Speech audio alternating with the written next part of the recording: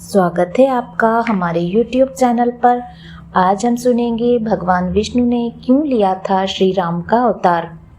श्री राम की नगरी अयोध्या इस समय पूरे देश व विश्व में आकर्षण का केंद्र बनी हुई है। इसकी वजह है 22 जनवरी 2024 को अयोध्या में भगवान राम के भव्य राम मंदिर में रामलला की प्राण प्रतिष्ठा होने के कारण। इस अवसर पर आइए जानते हैं श्री राम से जुड़ी एक अनोखी कहानी कि श्री राम ने किस वजह से धरती पर जन्म लिया। अयोध्या में रामलला की प्राण प्रतिष्ठा को लेकर देशवासियों में जोश और उत्साह चरम पर है।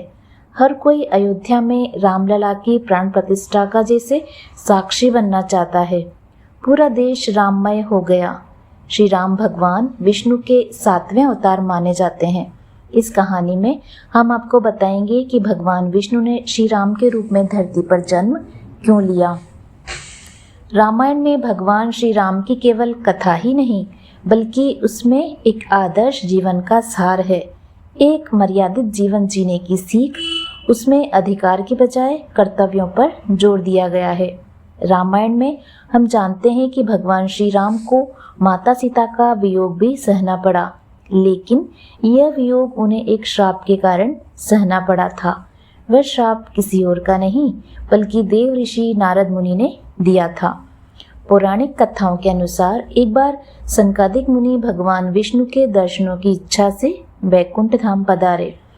तब उनको 2 द्वारपालों ने प्रवेश द्वार पर ही रोक लिया और उनका उपहास उड़ाने लगे। तब सनकादिक मुनि ने गुस्से में आकर दोनों को 3 जन्मों तक राक्षस के रूप में पैदा होने का श्राप दे दिया। जय विजय दोनों के बार बार माफी मांगने पर मुनि ने कहा, भगवान विष्णु ही 3 जन्मों में तुम्हारा वध करेंगे, उसके बाद ही तुम्हें मोक्ष की प्राप्ति होगी। इन दोनों द्वारपालों ने पहला जन्म हिरण्यकश्यप और हिरण्याक्ष के रूप में लिया। तब भगवान विष्णु वराह अवतार में प्रकट हुए और इन दोनों का संहार किया। दूसरा जन्म इन्होंने रावण और कुंभकर्ण के रूप में लिया। तब भगवान विष्णु ने श्री राम का अवतार लेकर इनका अंत किया। तीसरे जन्म में ये दोनों शिशुपाल और दंतवक्र के रूप में जन्मे। तब भगवान विष्णु ने श्री कृष्ण का अवतार लेकर इनका वध किया। इसके बाद इन दोनों की मोक्ष की प्राप्ति हुई। पौराणिक कथा के अनुसार एक बार नारद मुनि को अपने ब्रह्मचर्य पर अहंकार हो गया। इस अहंकार को उन्होंने भगवान शिव के समक्ष प्रकट किया। उन्होंने महादेव के समक्ष ये कहा कि मेरा ब्रह्मचर्य इतना अटूट है कि इसे स्वयं कामदेव भी नहीं तोड़ पाए। इस पर भगवान शिव ने उनकी प्रशंसा की, परंतु उन्हें इस बात को लेकर भी चेताया कि आप ये अभिमान से भरी बातें विष्णु जी के सामने न कहें। परंतु देवर्षि नारद नहीं माने और वे भगवान विष्णु के सामने अपनी इस बात का गुणगान करने लगे। उनके अहंकार को भगवान विष्णु समझ गए। तब भगवान विष्णु ने उनके अहंकार को तोड़ने के लिए सोचा। अहंकार से ग्रस्त नारद मुनि भगवान विष्णु के पास तो चले गए और कामदेव को जीतने की बात भी कहते हुए अपनी प्रशंसा बहुत अधिक करने लगे। तब भगवान विष्णु ने नारद मुनि के अहंकार को तोड़ने की एक माया भी रची। वैकुंठ से लौटते समय नारद मुनि ने एक सुंदर नगर के भव्य महल में एक अति रूपवती राजकुमारी को देखा और उस पर मोहित हो गए।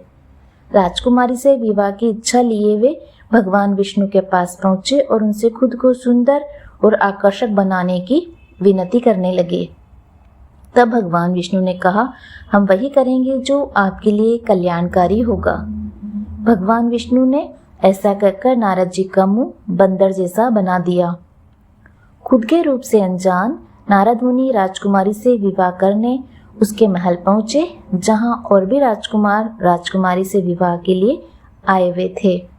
वहां भरी सभा में सब नारद मुनि का बंदर वाला चेहरा देखकर हंसी उड़ाने लगे और राजकुमारी ने भी नारद मुनि को छोड़ एक अति सुंदर राजकुमार का रूप धरे भगवान विष्णु के गले में जयमाला डाल दी। तब नारद मुनि ने अपना मुख जल में देखा। तब वह अपना मुख बंदर जैसा देख उनको भगवान विष्णु पर बहुत क्रोध आया और वह बैकुंठ पहुँचे। वहाँ भगवान विष्णु के साथ वही राजकुमारी बैठी हुई थी। तब क्रोधित होकर नारद मुनि ने भगवान विष्णु को श्राप दिया कि आपकी वजह से मेरा मजाक बना है, इसलिए मैं आपको श्राप देता हूँ कि आप धरती पर मनुष्य के रूप में जन्म लेंगे और आपको बंदरों की सहायता जरूर पड़ेगी। आपकी वजह से मुझे अपनी प्रिय स्त्री से दूर होना पड़ा, इसलिए आप भी स्त्री वियोग सहेंगे। माना जाता है कि नारद मुनि के इसी शाप के कारण भगवान विष्णु ने श्री राम के रूप में मनुष्य जन्म लिया। उम्मीद करती हूँ आपको ये जानकारी पसंद आई होगी। इसी तरह की हिंदू धर्म से जुड़ी कहानी व जानकारी सुनने के लिए आप हमारे चैनल से जुड़े रहिए और सब्सक्राइब अवश्य कीजिए। जय सिया राम।